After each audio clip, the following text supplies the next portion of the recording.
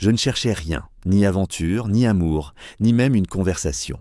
J'attendais simplement mon train de nuit pour Venise, fatigué de ma vie qui tournait en rond. Et puis, au milieu de la foule, mes yeux ont croisé les siens. Un homme grand, silencieux, avec la même lassitude que moi. Ce regard a duré 2 secondes, juste 2 secondes. Mais à cet instant précis, j'ai senti que quelque chose d'important venait de commencer. Ce qui s'est passé ensuite dans ce compartiment, entre Paris et Venise, m'a obligé à affronter tout ce que je fuyais depuis des années. La peur, le mensonge et l'envie folle d'être enfin moi-même. Si vous avez déjà eu l'impression de porter un masque trop longtemps, cette histoire est pour vous. C'était un mardi comme les autres. Je me tenais à la gare de Paris-Austerlitz ce soir-là, sous la grande verrière sale qui laissait passer une lumière froide. Autour de moi, les gens couraient avec leurs valises à roulettes qui grinçaient sur le sol. Les annonces crachaient dans les haut-parleurs, des voix métalliques qui annonçaient des retards et des quais. J'attendais le train de nuit pour Venise, le seul qui partait encore à 7 heures. Mon sac à dos pesait sur mes épaules et j'avais mal au dos depuis le matin. Je n'avais pas dormi correctement depuis plusieurs jours. Le voyage devait me changer les idées, m'éloigner un peu de tout ce qui tournait en rond dans ma tête depuis des mois. La foule bougeait sans arrêt, des familles avec des enfants qui pleuraient, des touristes chargés de guides et de bouteilles d'eau, des hommes d'affaires qui parlaient fort au téléphone. Je restais planté près du panneau des départs, à regarder les chiffres qui changeaient. Mon regard glissait sur les visages sans vraiment les voir. J'étais fatigué de Paris, fatigué des mêmes rues, des mêmes conversations qui ne menaient nulle part. Ce train représentait une pause, une nuit entière à rouler vers le sud, vers l'inconnu. Je ne savais pas ce que j'allais faire à Venise, mais au moins je ne resterais pas chez moi à tourner en rond. C'est à ce moment-là que mon regard a croisé par hasard celui d'un homme grand d'environ 35 ans. Il se trouvait à quelques mètres, adossé à un pilier, avec un billet à la main. Nous avons tous deux détourné les yeux immédiatement, comme si nous avions touché quelque chose de brûlant. Le bruit de la gare continuait autour de nous, les chariots, les pas pressés, les rires nerveux des voyageurs. Pourtant, ce bref contact m'avait laissé une sensation étrange, comme une reconnaissance que je n'arrivais pas à placer. Quelques secondes plus tard, presque malgré moi, mes yeux sont revenus vers lui. Il me regardait aussi. Il y avait quelque chose de très familier dans ce deuxième regard, de la fatigue et, en même temps, un intérêt discret. Une sorte de lassitude que je connaissais bien, celle des gens qui portent trop de choses sans le dire. J'ai esquissé un léger sourire, juste un coin de la bouche, rien de forcé. Il m'a rendu mon sourire, de la même façon rapide et presque timide. Nous n'avons pas échangé un mot. Personne autour ne semblait avoir remarqué quoi que ce soit. Les voyageurs continuaient leur balai incessant. Une femme passait avec un enfant qui tirait une petite valise rouge. Un groupe d'amis riait près du kiosque à journaux. L'air sentait le café brûlé et l'humidité des quais. Je sentais mon cœur battre un peu plus fort. Pas de panique, mais une tension qui montait doucement. Qui était cet homme ? Pourquoi ce regard me touchait-il autant ? Je n'avais pas l'habitude de ce genre de choses. D'habitude, je gardais les yeux baissés, je prenais mon billet, je montais dans le wagon sans croiser personne. Je me suis déplacé légèrement pour mieux voir le panneau des départs. Le train pour Venise était toujours annoncé à l'heure. L'homme n'avait pas bougé non plus. Il restait là, calme, à observer la foule comme moi. Nos regards se sont croisés une 3e fois. Plus longtemps cette fois. La fatigue dans ses yeux me rappelait la mienne, ces soirées où l'on rentre tard sans envie de parler à quiconque. Pourtant, il y avait aussi cette petite étincelle d'intérêt. Quelque chose qui disait qu'il avait remarqué la même chose chez moi. Je n'ai pas souri cette fois. Je l'ai juste regardé un instant de plus. Lui non plus n'a pas détourné les yeux tout de suite. La tension grandissait en moi. J'avais envie de détourner la tête, de me fondre dans la masse des inconnus, mais quelque chose me retenait. Autour, la gare vivait sa vie nocturne habituelle. Des contrôleurs en gilet jaune passaient en vérifiant les billets.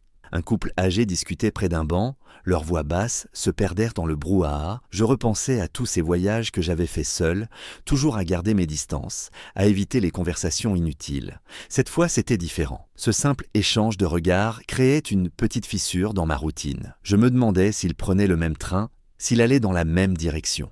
La question tournait dans ma tête et augmentait mon malaise. Je ne voulais pas m'attacher à cette idée, mais elle revenait sans cesse. J'ai ajusté mon sac sur l'épaule et j'ai fait quelques pas vers le quai indiqué. L'homme a bougé en même temps, dans la même direction. Nos regards se sont encore trouvés, brièvement. Toujours cette fatigue partagée, ce petit intérêt silencieux. Nous n'avons pas parlé. Nous nous étions déjà mémorisés l'un l'autre. Je sentais que cette nuit ne ressemblerait pas aux autres, même si je ne savais pas encore pourquoi. Le train attendait au bout du quai. Ses lumières jaunes percèrent l'obscurité. Je marchais, conscient de sa présence quelque part derrière ou à côté. La tension ne diminuait pas. Au contraire, elle s'installait, solide, comme un début de quelque chose que je n'avais pas prévu. Les minutes passaient lentement avant le départ. Je regardais les rails, les wagons alignés, et je repensais à ma vie ces derniers temps. Les mêmes habitudes, les mêmes silences. Cet homme inconnu venait de créer une petite brèche. Rien n'était dit, rien n'était fait, mais ce regard restait gravé. Je montais dans le train avec cette sensation étrange, mélange d'appréhension et de curiosité. Le voyage commençait à peine, et déjà quelque chose avait changé dans l'air. Quand je suis entré dans le compartiment, je compris que l'univers s'était arrangé pour que nous soyons dans le même compartiment. Il était déjà assis près de la fenêtre. La porte coulissante s'est refermée derrière moi avec un bruit sec qui a résonné dans l'espace étroit. Le train commençait à vibrer doucement, prêt à quitter le quai. Je me suis installé à la place libre en face de lui, sans un mot de trop. Dans ce compartiment à 4 places, outre nous, se trouvait un couple de personnes âgées. L'homme et la femme occupaient les 2 sièges, côté couloir. Leurs bagages, bien rangés, au-dessus de leur tête. Nous avons échangé quelques mots de politesse. « Bonsoir », ai-je dit simplement. Ils ont répondu de la même façon, avec un petit signe de tête. L'homme âgé a ajusté ses lunettes et s'est tourné vers sa femme pour commenter l'heure du départ. Elle a approuvé d'un mouvement lent. Très vite,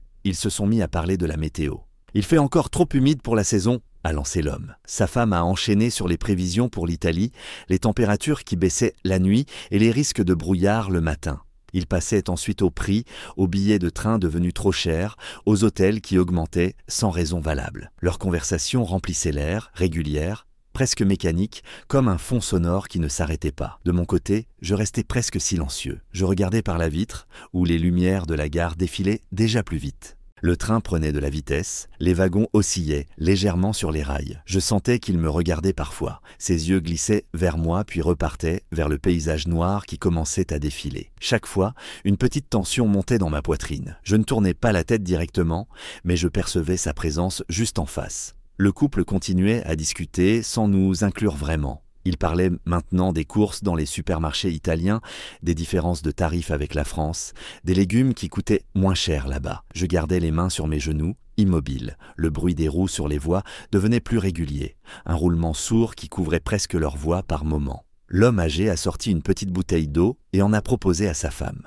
Elle a accepté et ils ont continué sur les économies qu'ils faisaient pendant leur voyage. Je sentais le regard de l'autre voyageur à nouveau. Cette fois, il a duré un peu plus longtemps. J'ai tourné légèrement les yeux et nos regards se sont croisés une fraction de seconde. Rien n'a été dit. La présence du couple nous empêchait de dire quoi que ce soit de superflu. Chaque mot risquait d'être entendu, analysé, commenté peut-être. Le train roulait maintenant en pleine nuit. Les lumières intérieures du compartiment projetaient des reflets sur la vitre. Dehors, des villages passaient comme des taches lumineuses espacées. Le couple âgé parlait des familles qu'ils allaient retrouver en Italie, des petits-enfants, des repas trop copieux qui les attendaient. Leur bavardage ne faiblissait pas. Moi, je restais concentré sur le mouvement du train, sur cette sensation étrange qui grandissait. Il était là, à moins d'1 mètre, et chaque regard discret ajoutait une couche à cette tension silencieuse. Je ne bougeais pas, je respirais calmement, mais mon esprit tournait plus vite que les roues sur les rails. Les minutes s'étiraient.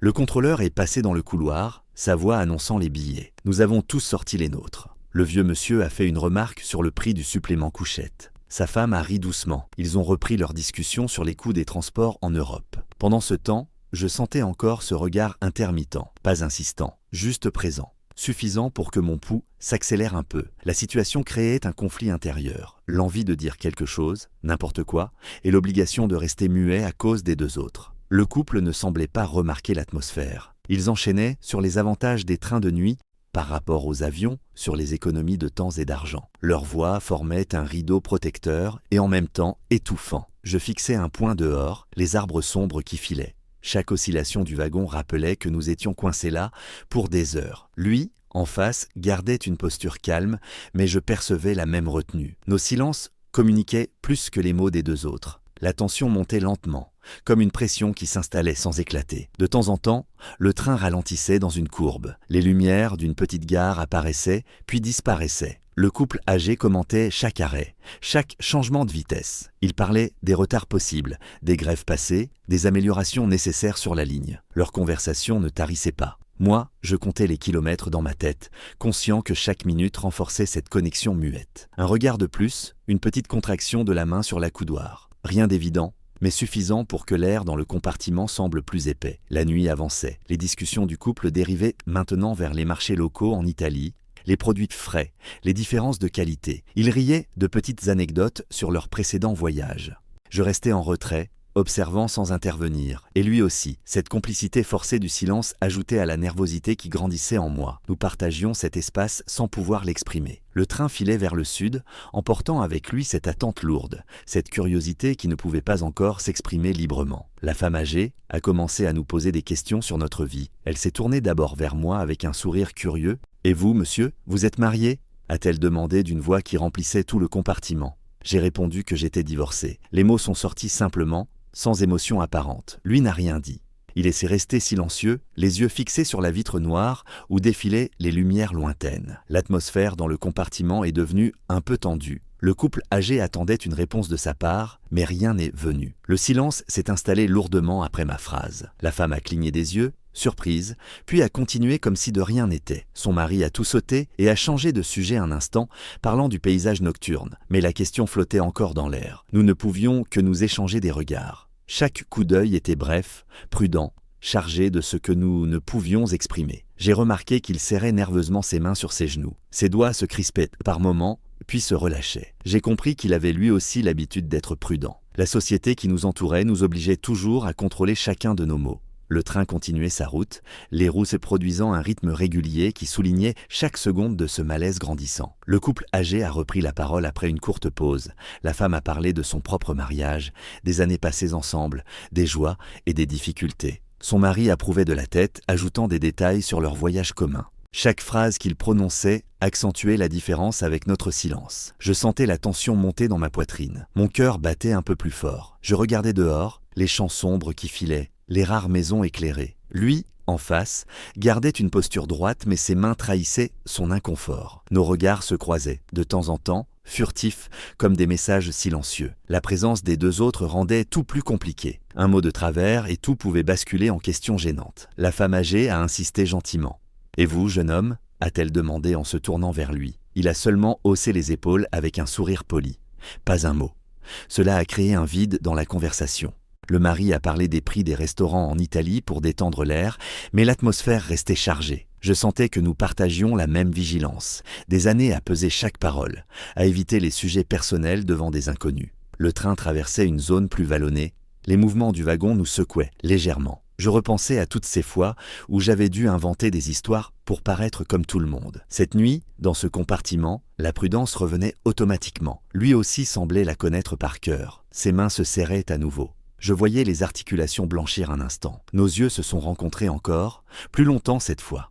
Un mélange de compréhension et de frustration silencieuse. Le couple continuait à discuter de leur famille, des enfants mariés, des petits-enfants. Leurs voix formaient un fond constant. La tension ne cessait de croître. Chaque minute rendait le silence entre nous plus parlant. Je voulais dire quelque chose, n'importe quoi pour briser cette barrière, mais les mots restèrent bloqués. La société nous avait appris à nous taire dans ces moments. Le contrôle était devenu une seconde nature. Dehors, la nuit était profonde, seulement interrompue par les signaux lumineux des passages à niveau. Le compartiment vibrait au rythme du voyage. Le vieux monsieur a sorti des biscuits et en a proposé à tout le monde. Nous avons accepté poliment. La femme a repris ses questions, plus douces cette fois, sur nos métiers, nos raisons de voyager. J'ai répondu brièvement, des phrases courtes pour ne pas en dire trop. Lui restait muet ou répondait par monosyllabes. Chaque échange augmentait la pression intérieure. Nos regards devenaient plus fréquents, comme un fil invisible qui se tendait. Je comprenais qu'il vivait la même chose, cette habitude de prudence imposée par le monde autour. Le train filait toujours, emportant cette conversation à sens unique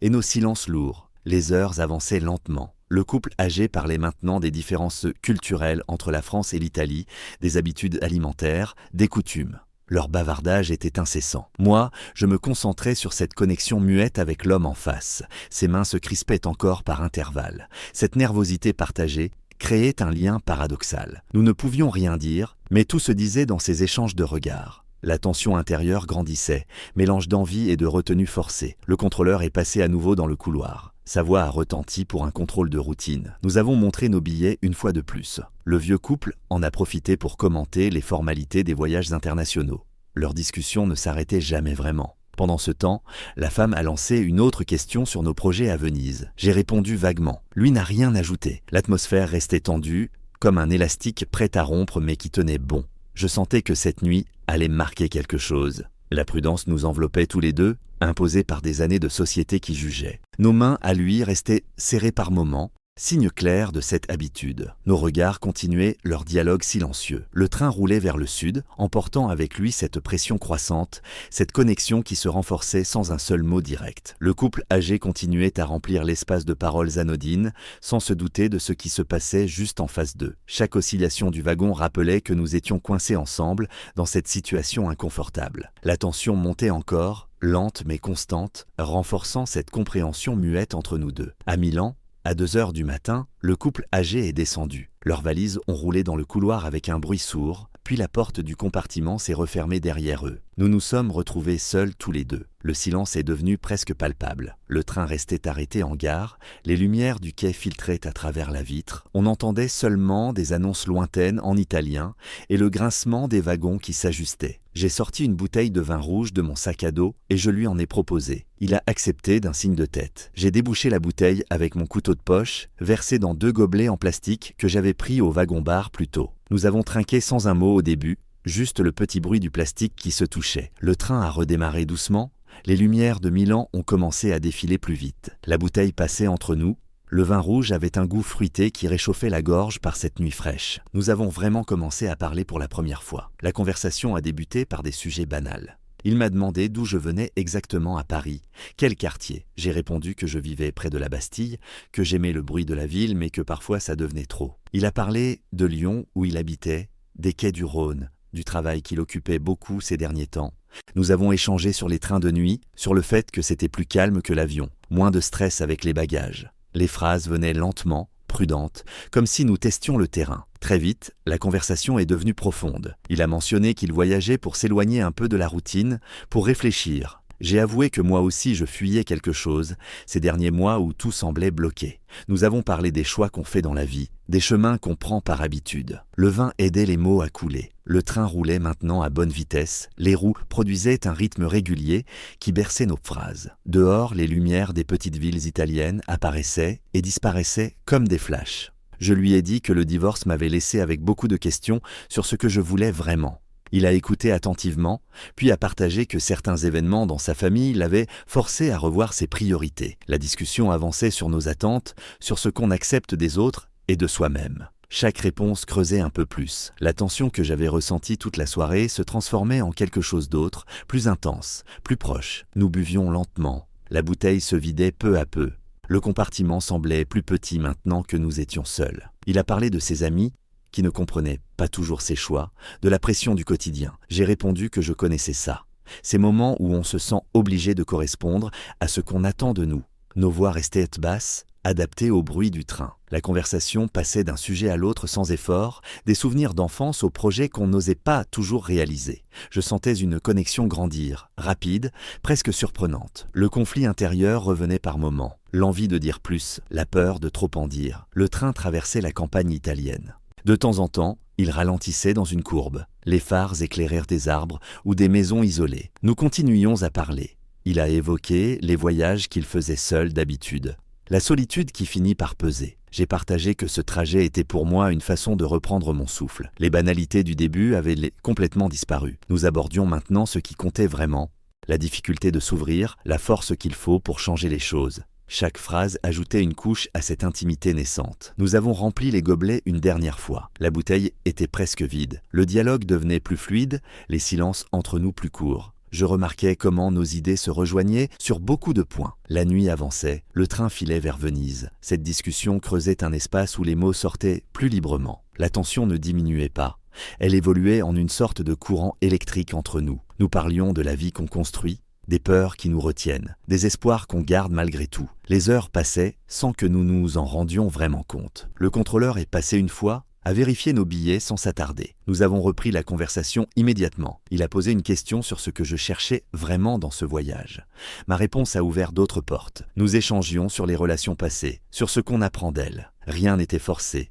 Tout venait naturellement. Le rythme du train accompagnait nos confidences comme un fond sonore parfait. Cette première vraie discussion creusait quelque chose en moi. La prudence des heures précédentes s'effaçait peu à peu. Nous restions assis en face l'un de l'autre, la bouteille entre nous, les gobelets à la main. Les sujets devenaient de plus en plus personnels, touchant aux regrets, aux envies futures. La tension intérieure se mélangeait à un sentiment de libération.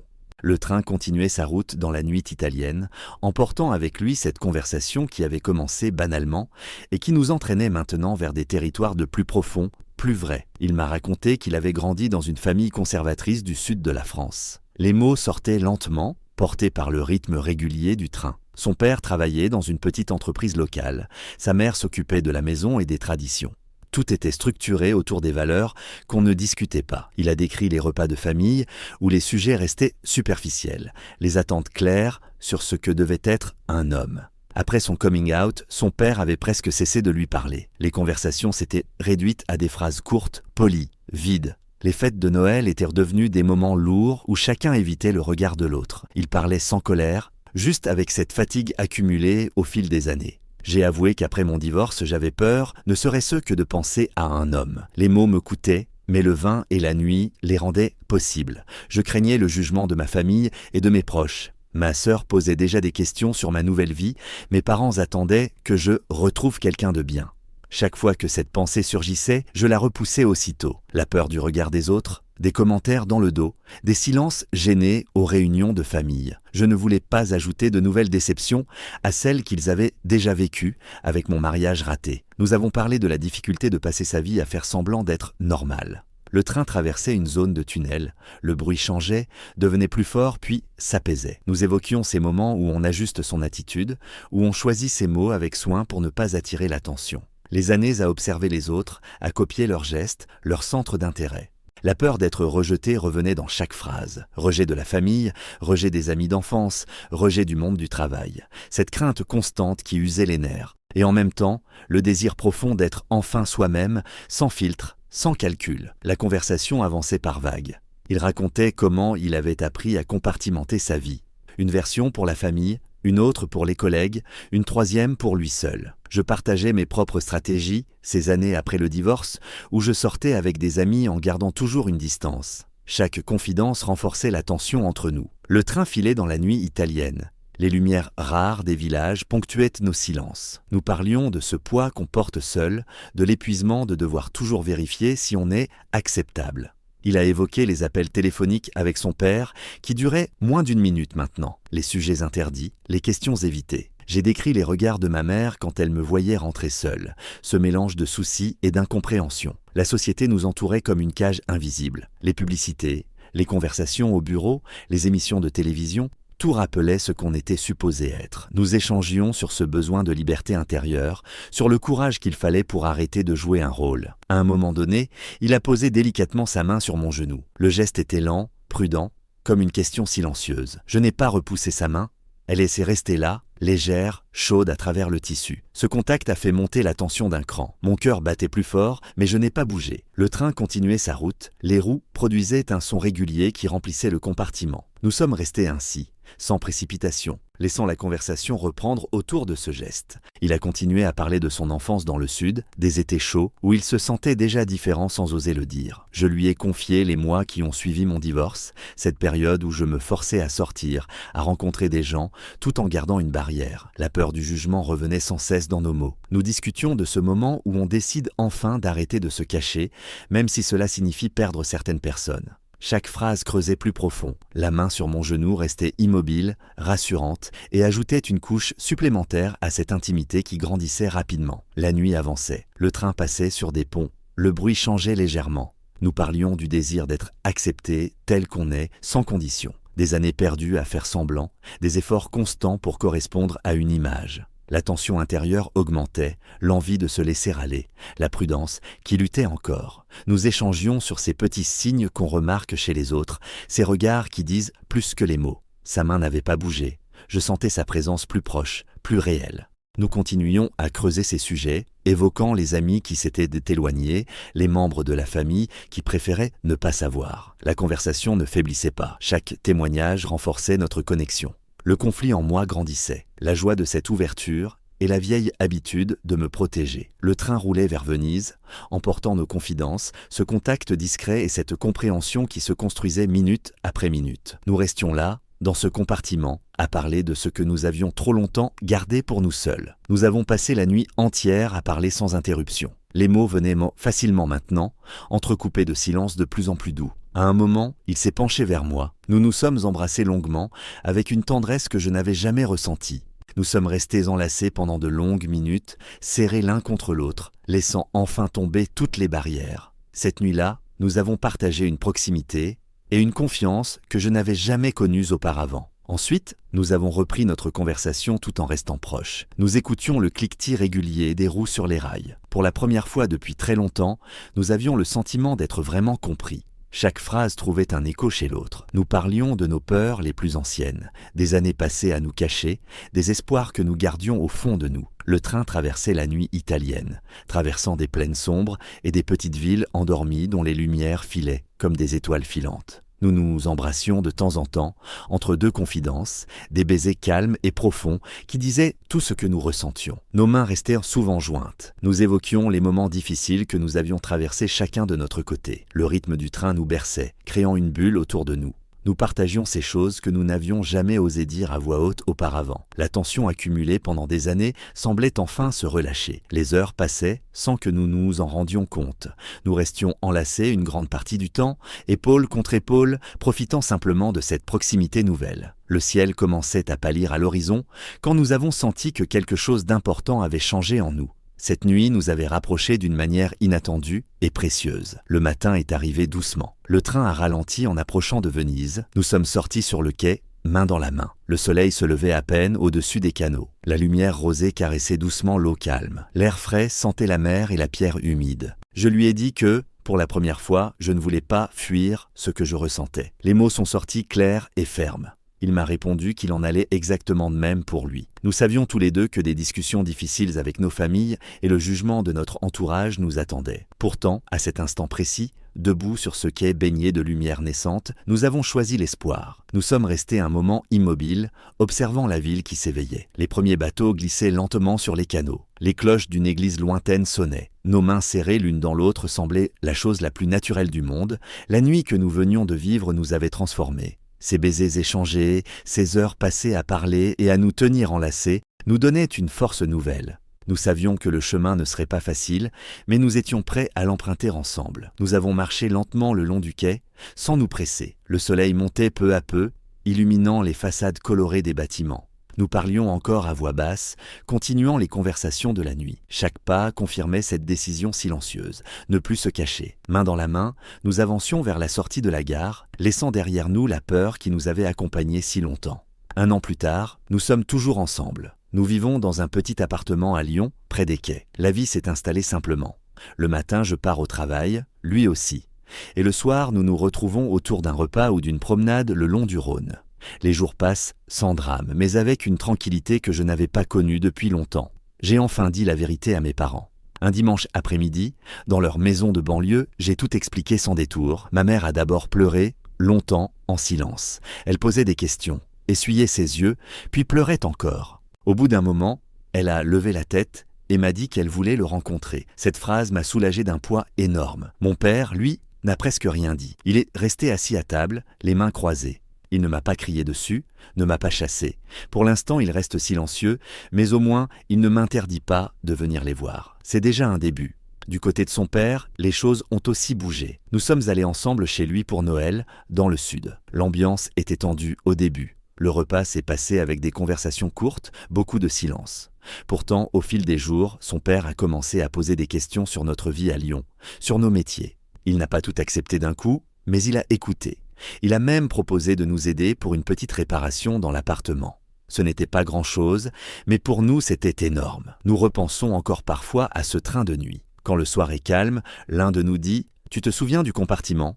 Et nous sourions. Ce voyage reste le vrai commencement. Avant, nous vivions tous les deux avec cette peur constante de dire qui nous étions. Aujourd'hui, même si tout n'est pas parfait, nous ne nous cachons plus. Nous avons appris à parler clairement, à tenir la main de l'autre dans la rue sans regarder autour, à répondre aux questions sans détour. La route n'est pas terminée. Il y a encore des regards dans la famille, des silences gênants, des amis qui ne comprennent pas toujours. Mais nous avançons ensemble. Chaque mois qui passe rend les choses un peu plus faciles. Nous construisons quelque chose de solide, sans mensonge, et quand nous marchons dans les rues de Lyon, main dans la main, je me dis que ce choix valait toutes les difficultés. Ce train de nuit nous a offert une chance. Nous l'avons saisi. Aujourd'hui, nous savons ce que signifie aimer sans crainte, même si cette liberté se gagne jour après jour.